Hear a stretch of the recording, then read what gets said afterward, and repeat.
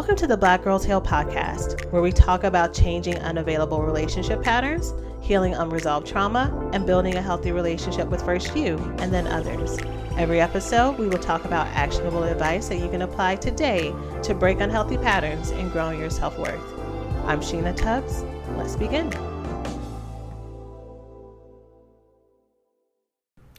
Hello, ladies, and welcome to the latest episode of Black Girls Heal. So today is going to be a diversion from our normal topics, but I think it is a needed diversion. I actually had an episode all primed and ready and timed to be out on time on this Tuesday morning, which is usually when I release podcasts. But around midday yesterday, I started to get this feeling that this week's episode should not be the main topic.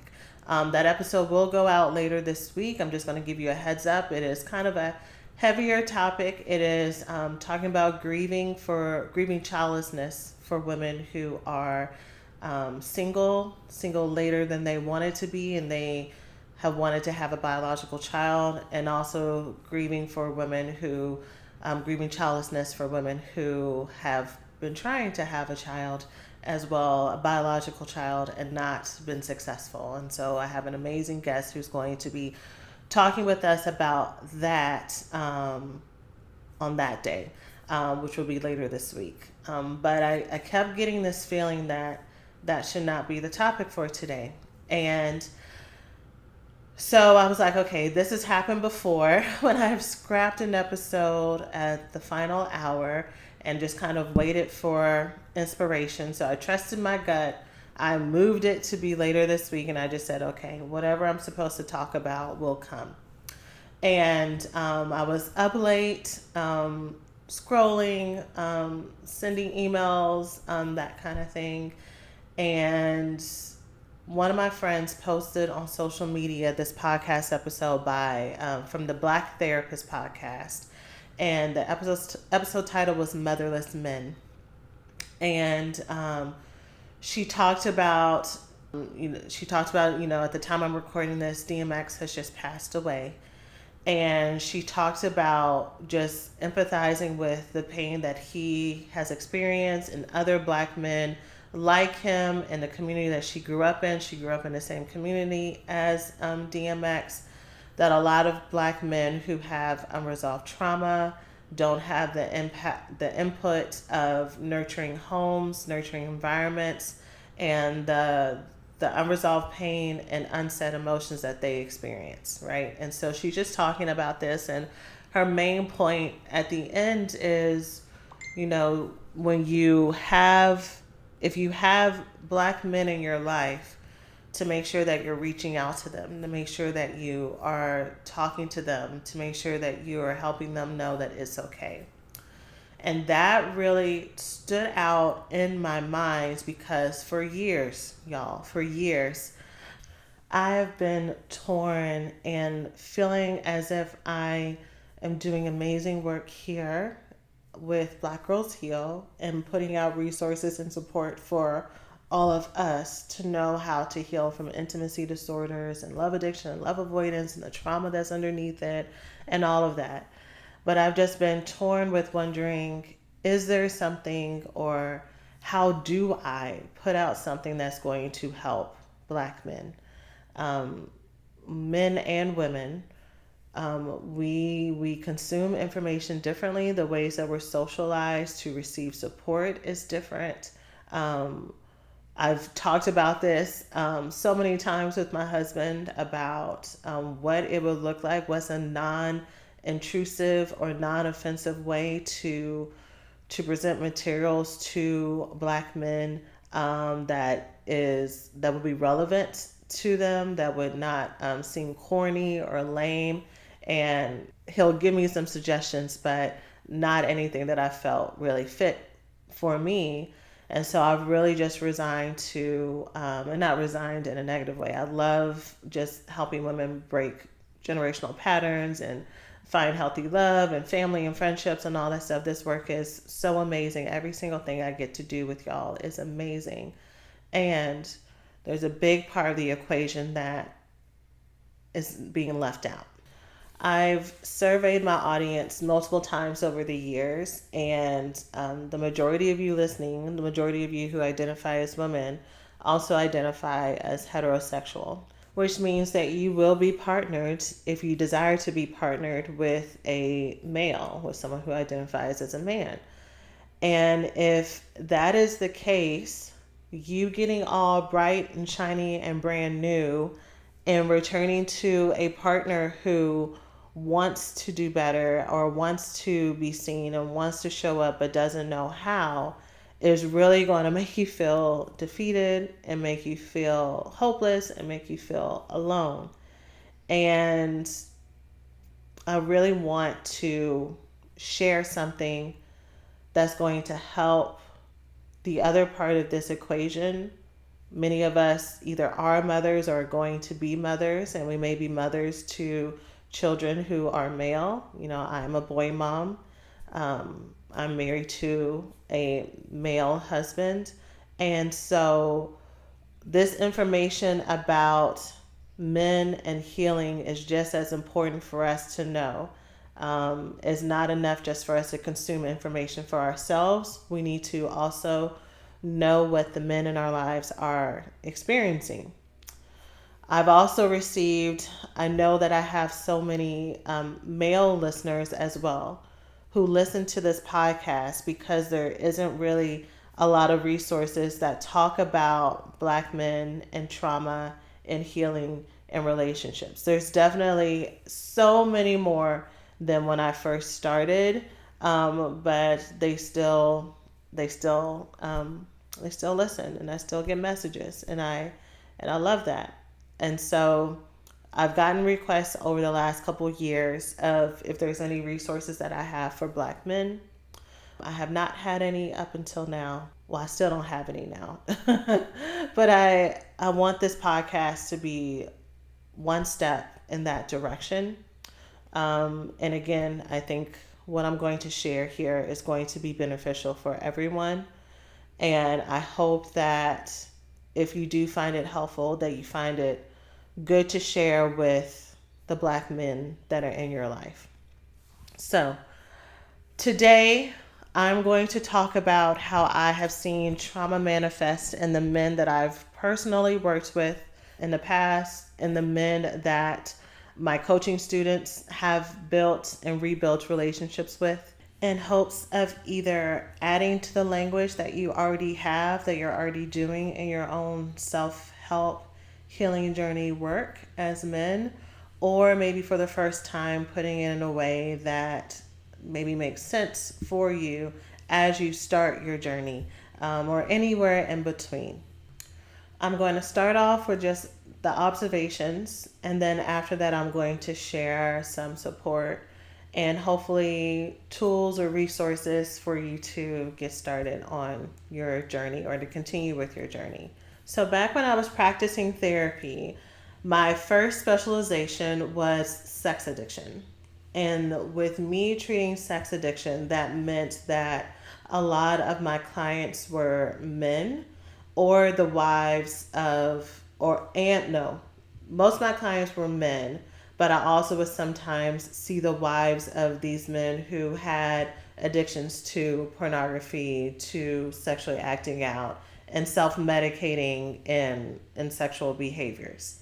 And one of the first things that was so important for me to see and for me to connect with my men on was the deep pain that they were experiencing that these behaviors were covering up. So a lot of times when we think about men, or when people see men who are not acting in their best selves, the first thing that they get is judgment. The first thing that they get is insults, the you ain't shit, the you're never going to be worth anything, the how you're a mistake. And if or when they are open enough to talk about their feelings are then dismissed. They are watered down, they are demeaned, because there's this secret belief that we have as a society. And I'm going to say this to Black women, and then for the rest of the episode, I'm going to talk to Black men, because I really want this to be an episode that, if you feel the need to share it, that you Black men, you would feel comfortable listening to, instead of me talking to women about you, which is ironically is a lot of the conversations, right? That people don't really talk with you versus at you. But there's this unsaid belief that men's feelings aren't real feelings, right? that women have the real feelings, that we are the ones who actually have true emotions, and we are the ones who can actually experience the depth of them. But that men are shallow, that men are a little bit robotic, that somehow they have a bigger resilience, a higher resilience capability than we do as women. But that's not the case. The case is that men have different ways that they will show emotions, either because it is their personality or how they've been socialized or the way that their trauma has manifested. But men experience and have the same depth of trauma wounds as everybody else, as women. You as men, you have experienced grief. You've experienced the impact of physical and or sexual abuse, and also the impact of emotional neglect and nurturance. You as men, you needed as little boys someone to hold you, someone to look at you and say, I'm proud of you, someone to tell you that it's okay to have a breadth of emotions and not just one or two, those one or two being anger and happiness, and nothing else in between is acceptable for you.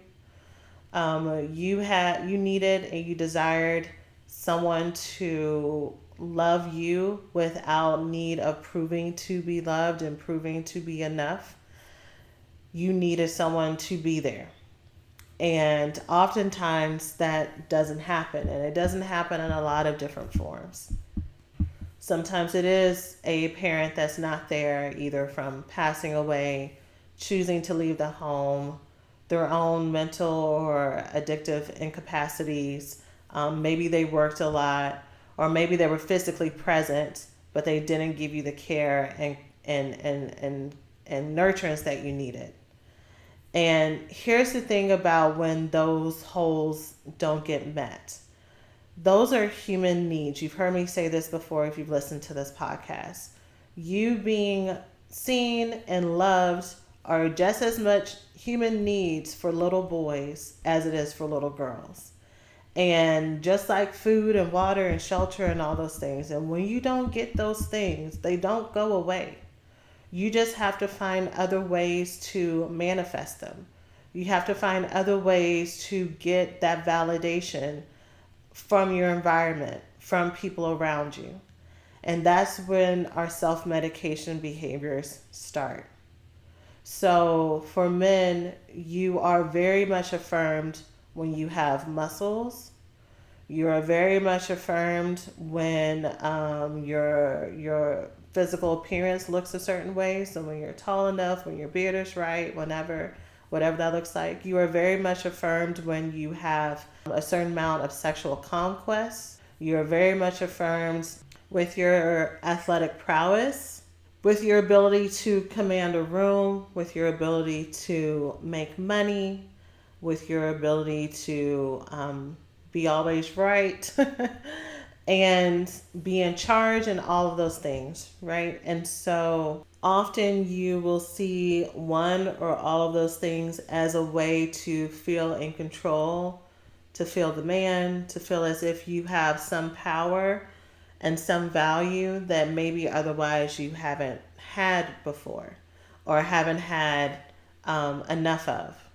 I'm going to tell you in the same ways that I tell the women here in this podcast, and of course, career success. I didn't mention that. None of the things that I just mentioned, having muscles, being built, or being athletic, or being top of the food chain, or commanding a room or making a lot of money. None of those things are bad things. Those are actually amazing and excellent things. But when you're constantly seeking those things, when you're constantly seeking more and more sex, more and more porn, more and more money, more and more power, because there's a part of you that doesn't feel powerful, it's never going to be enough. There's always going to be a gap. There's always going to be one more step. And you're going to be searching and searching and searching and feel really empty on the inside, hoping that the change is right around the corner. It's also going to result in really unhealthy and unfruitful relationships for you most of the time. And that's because of just the basic truth for all of us that when we are not good, when there's something that is not feeling good within us, we bring that into our relationships. So if I'm not feeling strong enough, if I'm not feeling validated, if I'm feeling secretly empty inside, it's going to be really hard for me to connect with the person that I'm with because I feel not enough. Oftentimes for men, the way that you're feeling not enough shows as is instead of what often women will do, which is kind of asking for affirmation and asking to be needed and asking and being very vocal about their needs.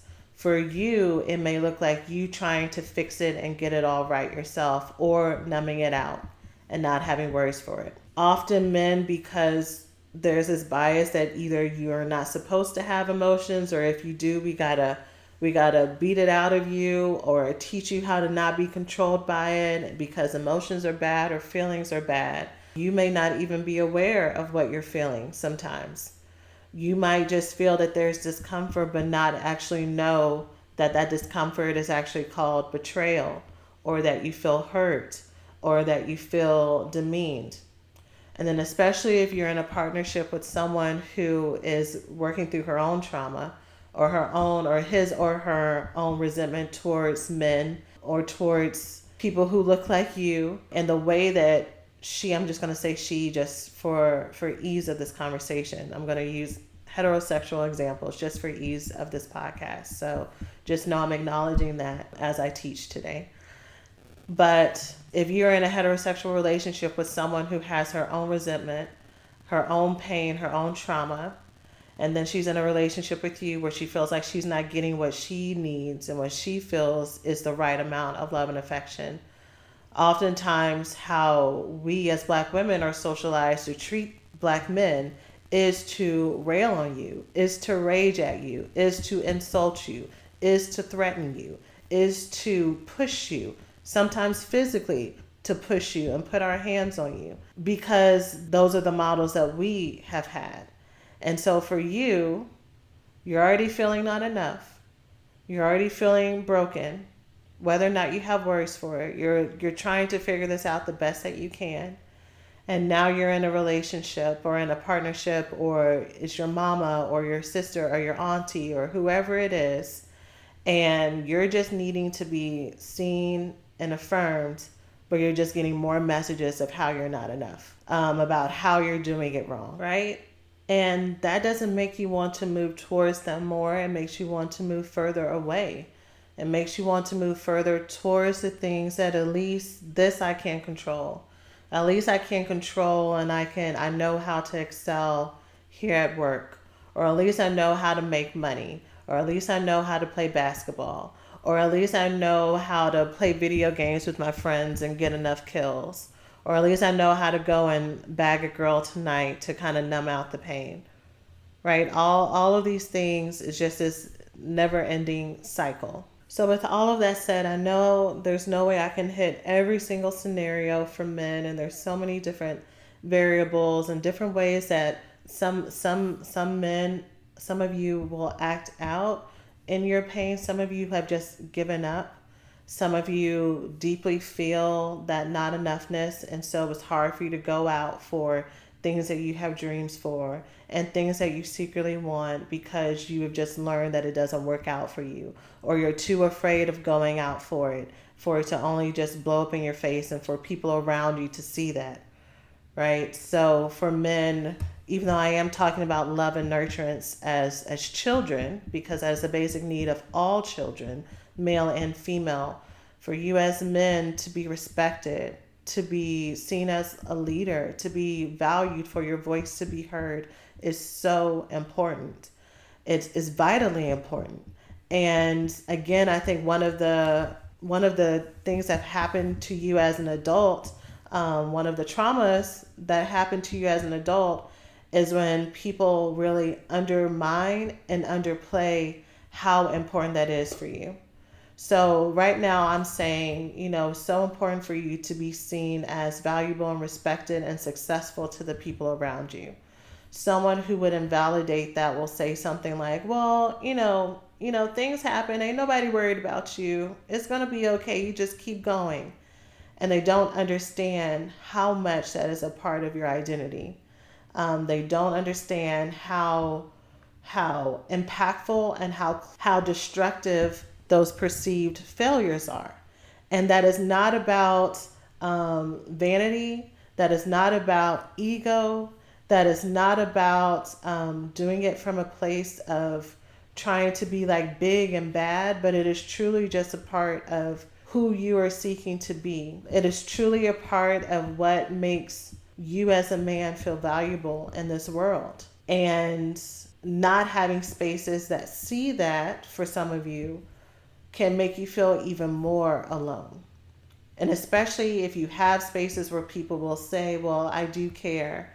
But then when you try to express how important it is to you, that they actually don't seem like they want to understand, or they want to tell you how you should feel and how you should think instead of listening to you. So I mentioned that, I've had listeners, male Black men, who have listened to this podcast and reached out for support and things like that. And I actually had the opportunity to talk with a few of them. And I was just asking them, so if I were, I was kind of testing things out and kind of thinking and, brainstorming what I could do, if anything, with my, small corner of the internet, small corner of the world. And so I was just asking them, what are the reasons why they listen, and what are some things that if I did ever do something specifically for men outside of Black Girls Heal, what would they want to hear about? When I put everything together, what I really got, this was the common theme. This is the common thread. The common thread was not actually a specific topic, but it was, can you please share that these are the feelings that I'm feeling?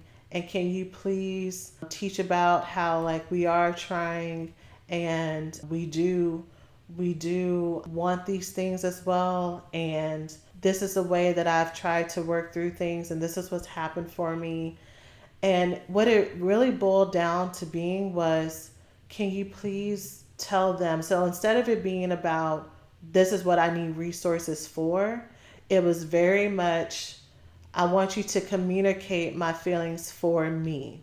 And not in a, can you do the work for me kind of way, or this coddling baby way, which I think sometimes we can be on edge about, but more so, maybe if you tell the Black women in my life, in our lives, how we feel, maybe that might help with them hearing and understanding me, hearing and understanding us. And what I got from that was that these men were feeling very much unheard, that their basic experience, that they feel pain too, and that they're trying just as hard, and they want to be loved and seen and respected just as much, was kind of being lost in the shuffle. It was being lost in the generations and the layers of pain and animosity that has been experienced between Black men and Black women over the years, because of so many things, the impact of systemic oppression, the impact of broken homes in our community, not really having models, women having to step up and be the leaders in their households, and the passed down trauma that happens from that emotional load, from the resentment, from the pain, from the grief, and that impact being passed on to men.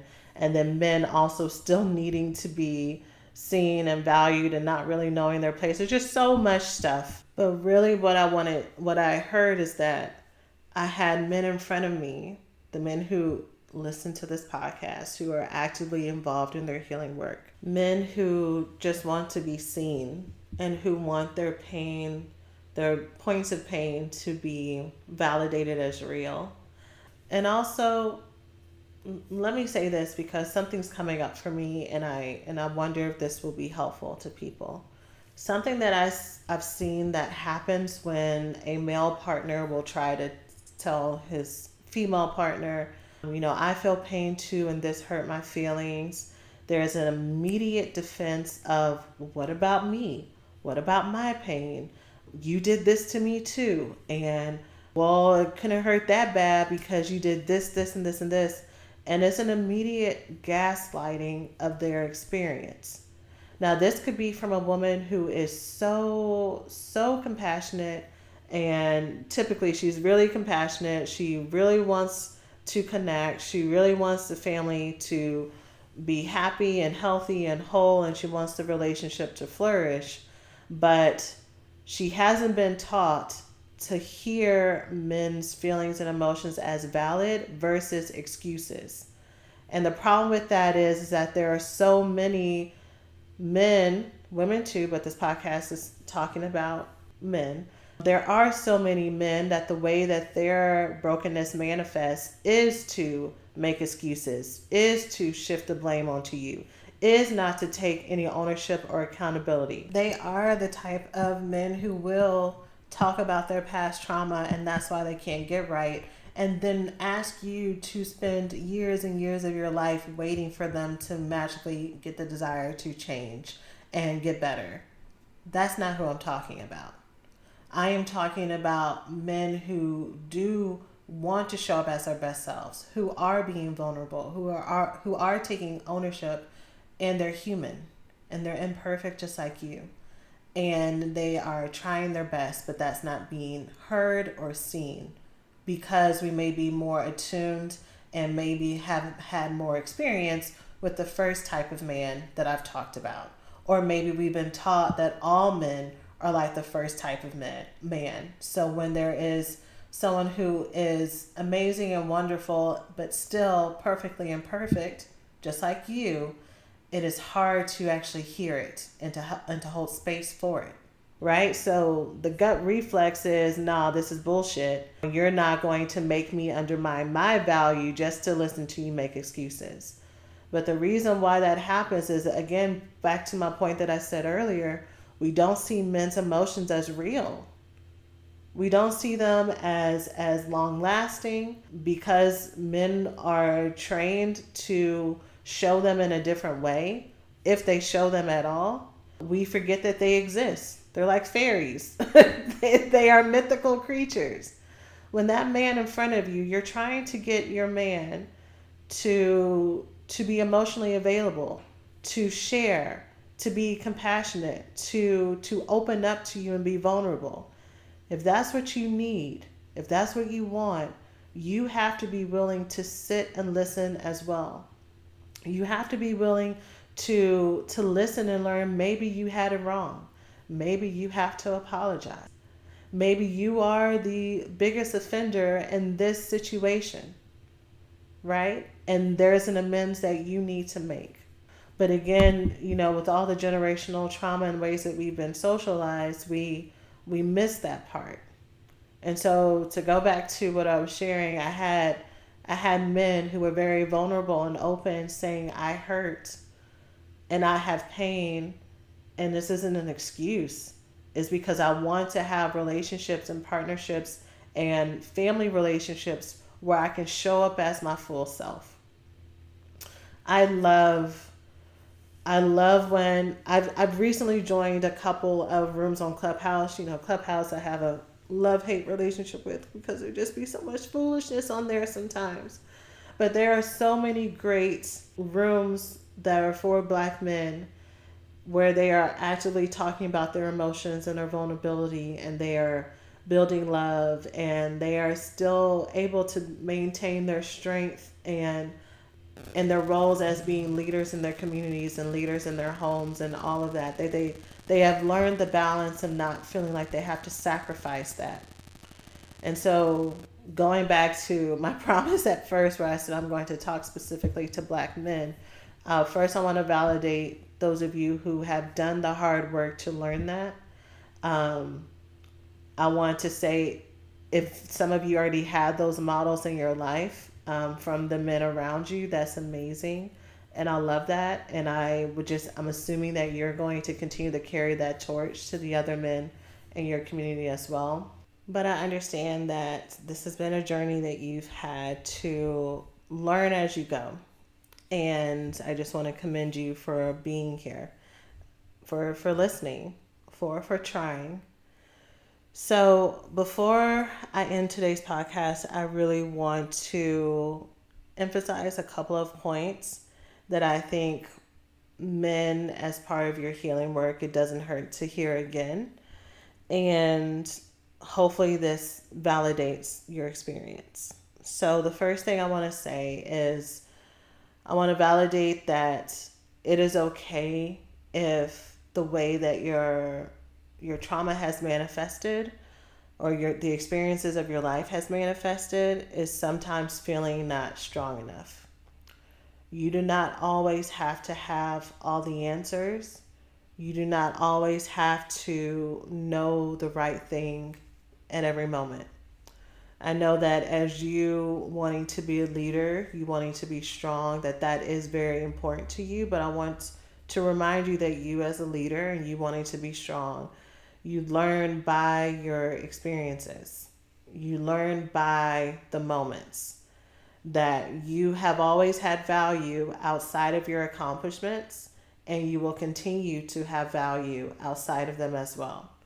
Learning is just part of the process, and I want you to start congratulating yourself and patting yourself on the back for the perseverance that you have had, for the fact that you have been courageously pressing on, for the fact that you have been looking for answers and looking for support in the ways that you've tried, right? Even if it hasn't worked out for you in the best way, the fact that you have been trying to fix and solve whatever is going on for you is more proof of the type of man that you are. That is the proof of how capable you are, and that you will get there. I also really want to emphasize that it is okay for your feelings to matter, for you to acknowledge that your feelings matter. I just know from my work that statement is going to hit in a lot of different ways. For some men who are very emotionally aware and want to be in relationships, be it family relationships, romantic partnerships, friendships, that they can be more expressive with their thoughts and their feelings, that's going to hit right on time. And for maybe some men on the other side of the spectrum, it's like, all right, like it ain't that deep, but that's okay. I guess another way to put that is I want you to know that it is okay and valid for you to want to be respected, for your voice to matter, for you to want to feel heard. That is just as much of a need as the women in your life who want to feel loved. And they all go together. So I just want you to hear that. The next thing I want to share, this may be the experience for some people and it may not, but just in case this helps, I want to also validate the experience of not knowing how to be a man, because you didn't have the models around you to show you the example of what you want, masculinity, or what you think a healthy male should be. Maybe it's that you just know what you have around you isn't it, and you've been piecemealing and putting things together throughout your life, maybe more so in your adult life now, as you've seen how things have worked out for people around you or for yourself. But I want you to know that it's okay for you to not have it all together, and not okay in the sense of just stop or give up, or again, not trying to coddle or baby you, because as much as you want to feel respected, that type of respect, quote unquote, can feel very disrespectful. It can feel as if I'm saying that I don't believe in you or that you're not capable, or this really intrusive feeling of being overmothered, which is a whole different type of trauma that I didn't get into today, but just the type of enmeshment trauma that can happen with our mother relationships, who might emasculate us in a way, or it might have emasculated you in a way and not allowed you to step into your manhood. That's not what I'm saying. What I'm saying is I just want you to know that this part of your life, if this is where you are, of trying to figure out manhood, that you did not cause it. And again, the fact that you are actively working to create a new narrative for yourself and create a new story to impact you and the people around you and the people that you serve and the people who watch you is amazing. That right there is the first indicator of masculinity, right? Which is stepping into that provider leadership role. And you're starting with yourself, which is incredible.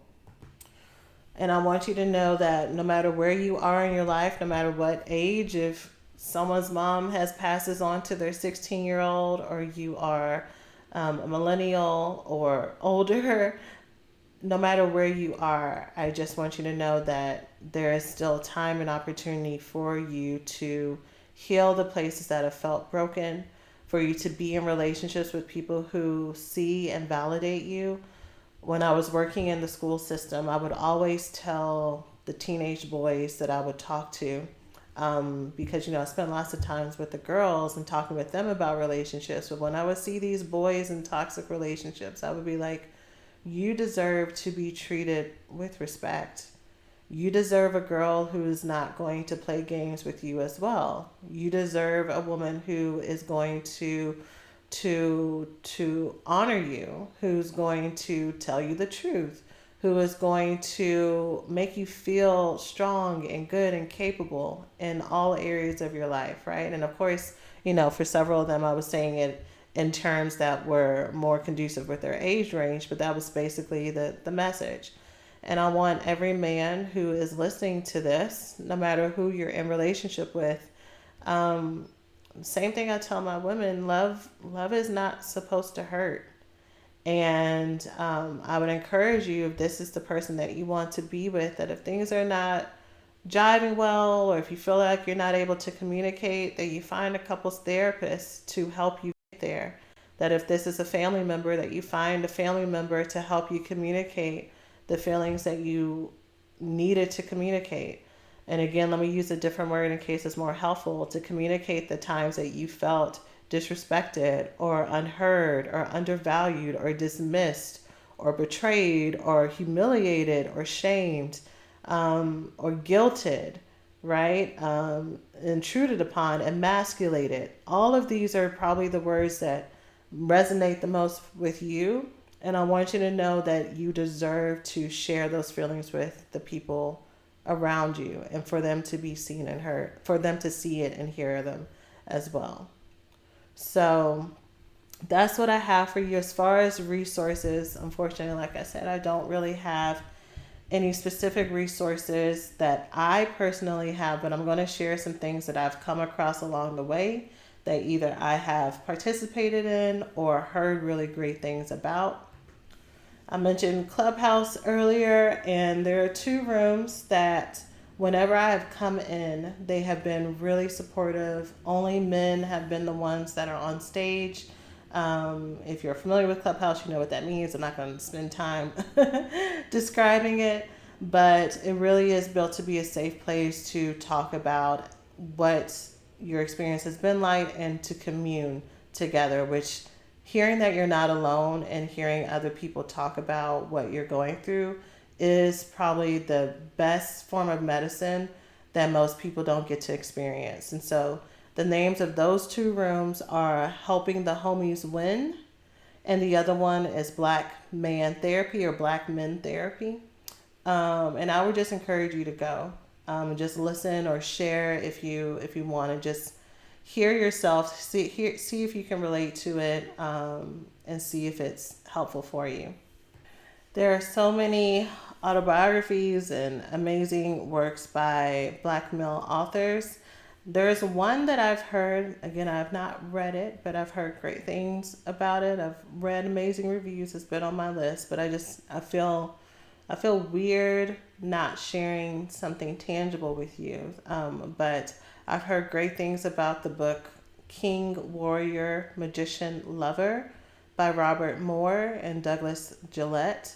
And the reason why I want to share that book is because I've heard that it talks about the balance of all the different roles that you as men have to experience of being the king, the warrior, the provider, and the lover as well, and nurturing all of those, or balancing, I shouldn't say nurturing, balancing all those different roles. And so I wanted to pass that on in case it may be helpful as well.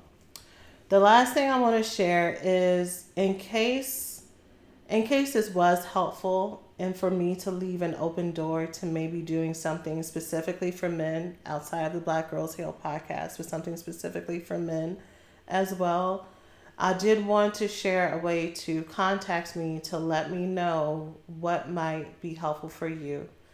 So, like I said, I've been thinking about this for a long time, and I actually bought a domain name and planning to eventually do something for men. And it's called healingthechampion.com. And I remember I bought it before I talked to my husband, and my husband's like, I don't really know if I like that name. And I'm like, really? Like men, they're champions? And da-da-da. And he's like, I don't know. And I was like, all right, well, if it's corny, I'll change it later on down the road. But for right now, if you go to healingthechampion.com, you are going to be redirected to a survey. And I would love, love, love if you could fill out the survey and let me know what your experience of today's episode was. What are some things that maybe I got right? What are some things that maybe I've gotten wrong? What are some things that were good, but you would have loved to hear more about or more emphasis on? And especially if you're a listener to this podcast or you've been following me for a while, I would love to hear why you listen and what are the things that you personally want to hear more about for your healing journey. What are the ways that intimacy has been hard for you, that has been difficult for you to connect and to build trust with people?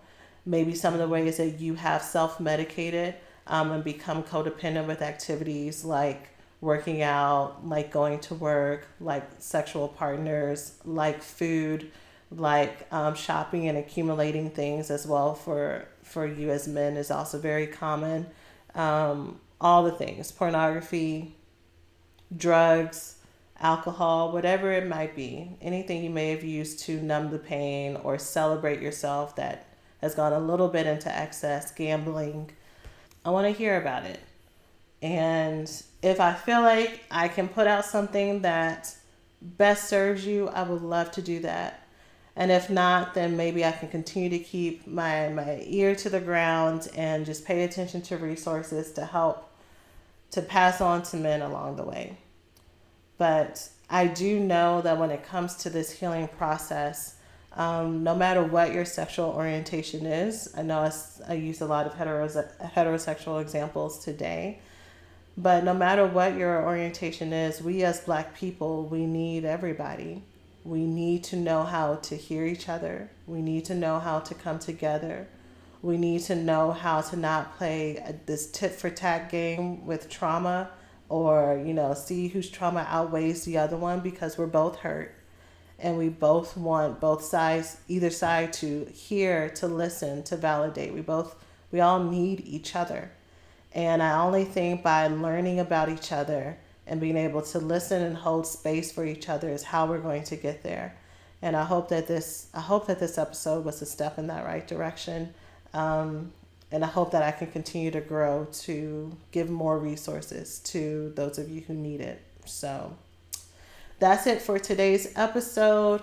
Like I said, later this week, possibly Thursday or Friday, I will be sharing our second Mama's Month episode, going back to working through mother wound trauma. We're going to be talking about grieving childlessness for women who have wanted to have biological children and that may be something that you want or need to listen to as a support.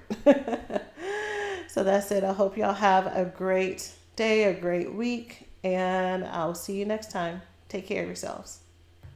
Hey, so thanks for listening to today's podcast. If you enjoy what you learned today, it doesn't have to stop here. Check out the Black Girls Heal website at blackgirlsheal.org for more resources to help you heal from intimacy disorders like love addiction and love avoidance. The best time to start or restart your healing journey is now. You can grab a free copy of our 5-step roadmap to heal love addiction, love avoidance, and love deprivation by going to blackgirlsheal.org/roadmap. And if you're on social media, feel free to follow us at Black Girls Heal on Instagram and Facebook.